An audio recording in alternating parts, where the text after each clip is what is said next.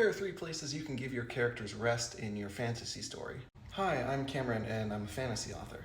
And in our stories that we write, our characters often venture into towns, as they rightfully should. Your towns give you a way to express the ways and whims of your world. Architecture, climate, all of it plays together to evoke a sensation and give your mind's eye something to see. But while your characters are there, they are going to need a place to stay, unless they're just passing through during the day. So let's go over some of the classics. The first is a tavern. Easy peasy. Your tavern is your space where you can go into an inn or a place that provides food and comfort, and your characters can book a room. They can be warm, they can be cozy, they can be all the different things that you need them to be. They can help your characters get fed, they can help your clothes get washed. The tavern is your catch-all as a manner of being able to accommodate for your characters. And because it's a tavern, you can set it up so that your characters meet other interesting people while they're seated down to have a meal or a drink. The tavern is a staple, and there's definitely a reason for that. The second is they can just camp outside the city. Maybe your characters are poor or don't have the resources to stay inside. Perhaps there's a gated entry and they're only allowing certain citizens through.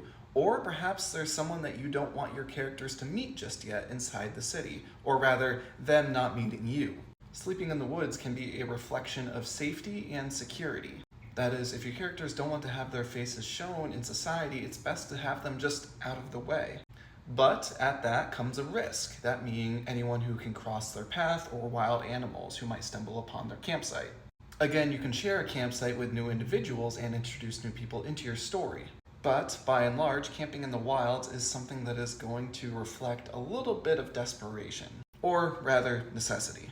The last way to stay in a city that we'll talk about today is in a person's apartment. This can be either a royal one or someone who just happens to live there. If your characters have made friends or the right connections along the way, chances are they might be extended an invite to stay with them next time they're in a specific town.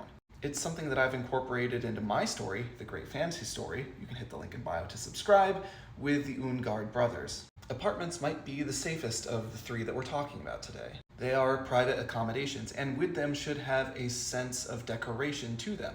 Whereas a tavern might be a little bit base, as are the conditions outside of the city, a family accommodation or something of a friend will have personal things attached to the walls.